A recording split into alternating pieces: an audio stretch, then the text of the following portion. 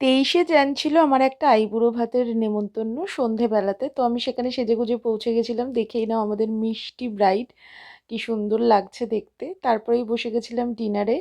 প্রথমেই পাতে পড়লো কচুরি আর তার সাথে একটা কাশ্মীরি আলুর দম। আলুর দমটা দিয়ে কচুরিটা জাস্ট লাজবাব লেগেছিল, এতই সুন্দর খেতে ছিল। আমার রিদানও নিজের হাতে খাচ্ছে, দেখে ভীষণ ভালো লাগে আমার।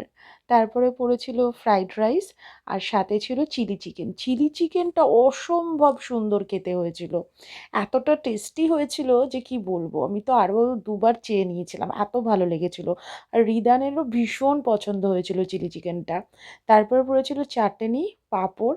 চাটনিটাও খুব সুন্দর খেতে ছিল। তারপরে পড়েছিল মিষ্টি। মিষ্টিটা আমি রস টস বের করে একদম ছিবড়ে করে খাই, তাই খেলাম।